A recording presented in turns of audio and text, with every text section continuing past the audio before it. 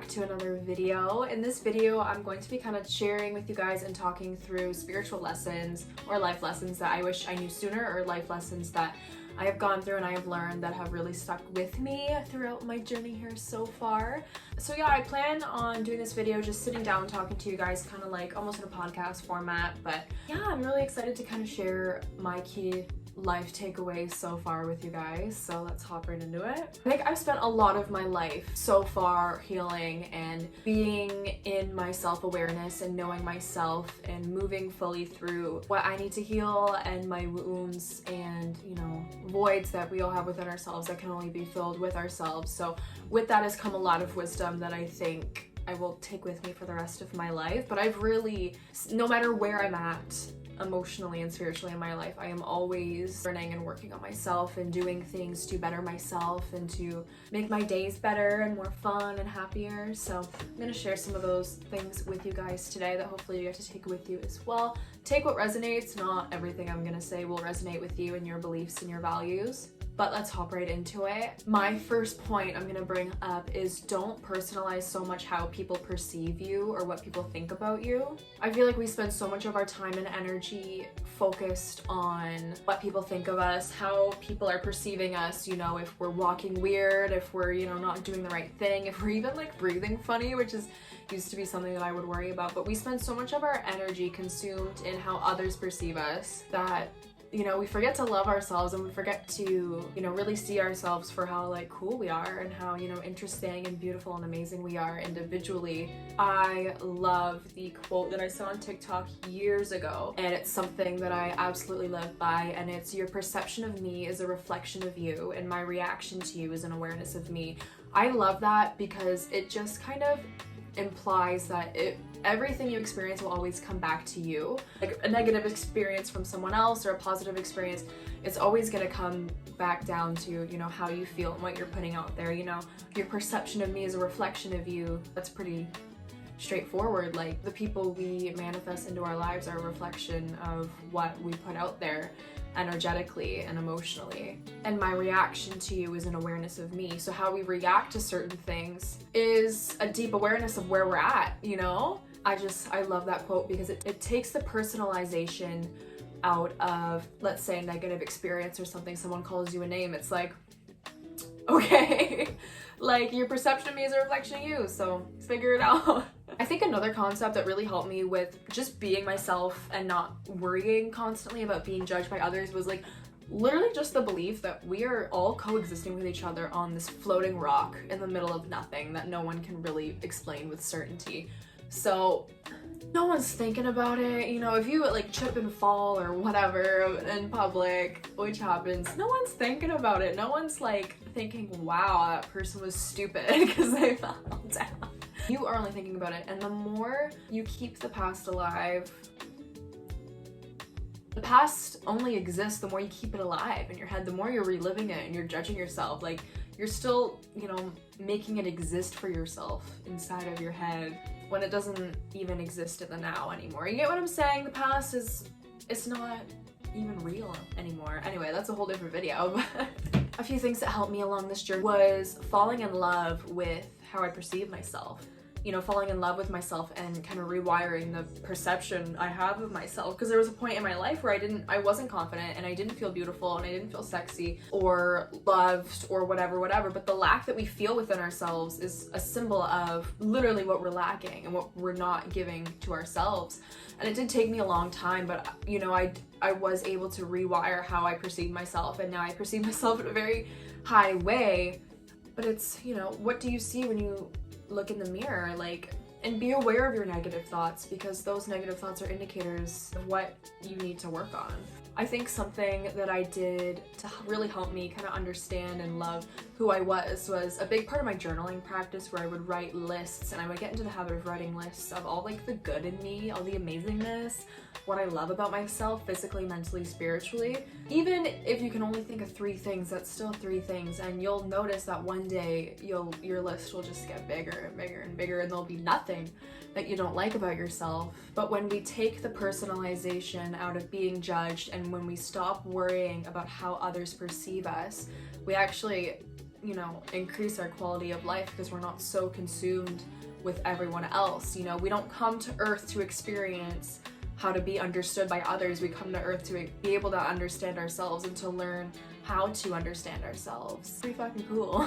My second point is a very strong one because I feel like I've just been in it so much, and basically it's life will get hard. It'll get really fucking hard. You just have to move through it completely. You have to go right through it. You have to feel all the discomfort that comes with going right through it in order to see the light and to, you know, not avoid. The more we avoid discomfort, the more we prolong our suffering. So it's really up to you again with choosing that quality of life. Yes, it's gonna get really, really hard, but the outcome is so much greater than avoiding that discomfort and letting it grow and just stretching it out and holding on to it. Avoidance, unfortunately, isn't healing. You know, taking things at your own pace is, and that's very important, but avoiding it altogether will not get you to where you want to be or where you need to go. When you're kind of in something and you're really moving through it, allow yourself time to go through it, because things take time. It's not going to be a day, and you may feel shitty one day and super great the next, and then shitty again, and there's that frustration that you felt like you took a step back, but there's no such thing as taking a step back. You know, things take time and it'll be up and down, but I found surrounding myself with very supportive people and, you know, going out, not necessarily like to go out drinking, but just being outside and taking part in activities that kind of distract the brain and stuff, but feel all that there is needed to feel, grieve, scream, cry. Like, it gets ugly, but that's the contrast of the world we live in. You know, there's such an ugly side to this world, but the contrast to that is so beautiful, and it's all about what you choose to focus on. My third point, I love this point, one of my favorites. Life is too short to believe you're not divinity. And I love this stuff. A lot of my inner work has been connecting with my feminine energy and my femininity and divinity, and, you know, perceiving yourself in such a high way, and, you know, building this empire of confidence and self-love and gentleness and feminine energy or masculine within yourself. Like, it's beautiful. It's a beautiful journey, and it gets fucking hard, but it is beautiful. I think in our society kind of perceives confidence as a threat, and that's why a lot of people tend to just put themselves down because they don't want to make themselves bigger for other people, you know, and that's when you're in that, you're kind of working with making yourself smaller for the comfort of others, and it's none of their business how you feel about yourself and your love for yourself. You're a completely separate human living a completely separate life. It's got nothing to do with them at all. In fact, your confidence will actually probably help guide them on their journey, no matter their reaction to it. Another quote that I love from the Abraham Hicks podcast is selfishness can be the most pure form of well-being.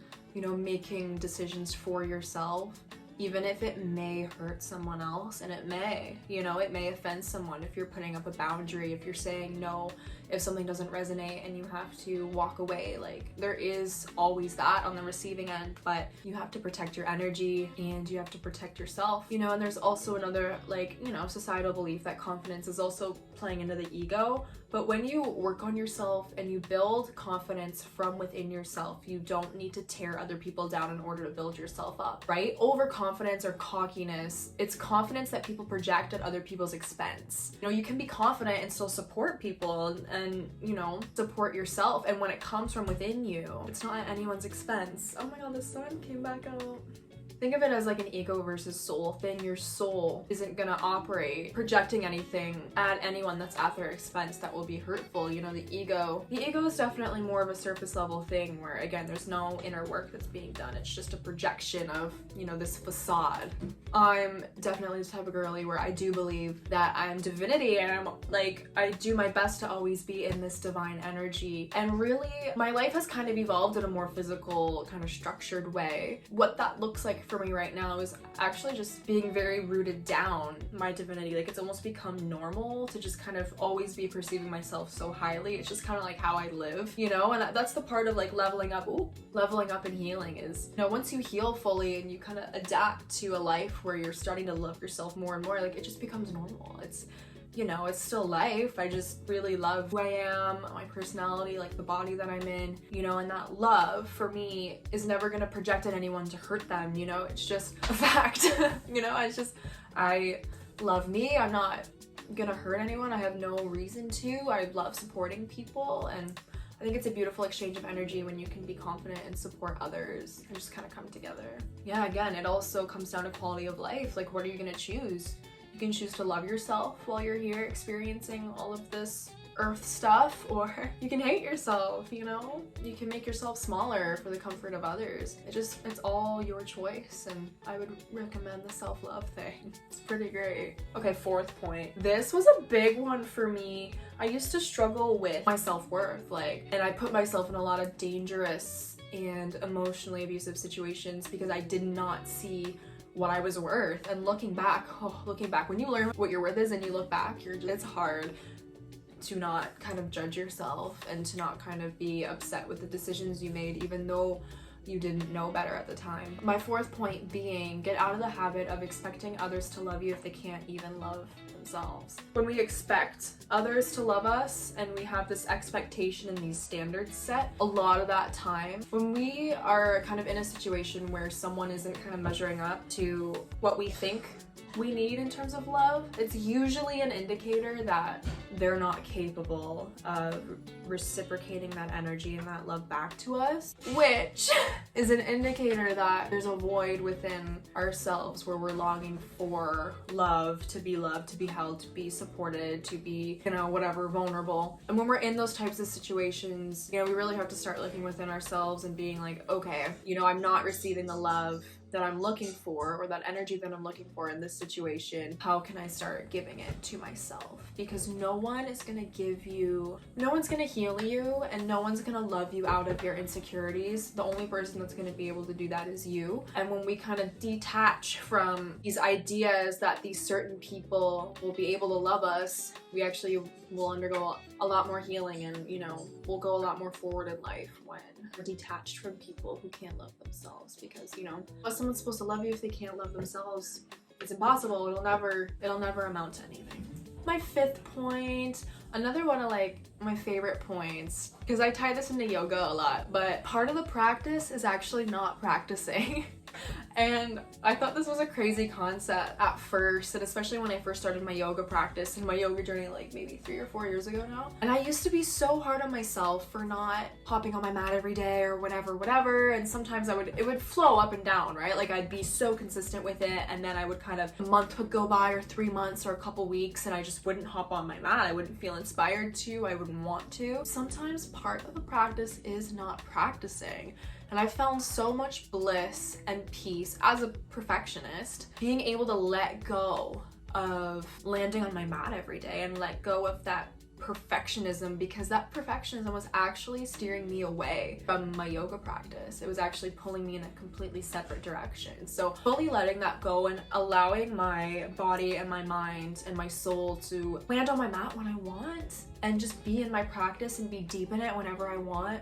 It's beautiful. And I actually, now I'm talking about it, I don't give myself enough credit, because I am very hard on myself for stuff like this. But this week I was actually pretty good. I did a little practice every morning except for Friday and except for today, and I'm not worried about it, because you're still you, even if you don't practice for a day or for a week or for a month. You're still you're still amazing. You're not gonna lose who you are. You're not losing the practice. You're not losing your connection. It will always be there no matter what. Oh, I love that. I love that. Okay, bringing me into my point number 6. Number 6, going back to kind of that divinity feminine energy, is kind of awakening your goddess energy, which would be something I would highly recommend. Or God energy, sometimes I feel like a god. And what has really helped me awaken that is actually the archetypes, and learning about different goddesses that resonate with me, and kind of channeling that energy kind of all throughout my healing, all throughout my practices. For example, I really resonate with Aphrodite, because Pisces is ruled by Aphrodite, Medusa, just her dark kind of sexual energy, and Isis as well, the Egyptian goddess. Those 3 are really resonate with their power, their sexuality, their femininity. So that would be something I would recommend looking into, and kind of finding a goddess that really resonates with you and learning how to channel that energy kind of through how you live your day-to-day life. Okay guys, that is all I have for you guys today on this weekend. Thank you so much for joining me and listening to kind of me ramble on about different things, different life lessons. I hope you guys enjoyed this video, and I will see you guys in my next video.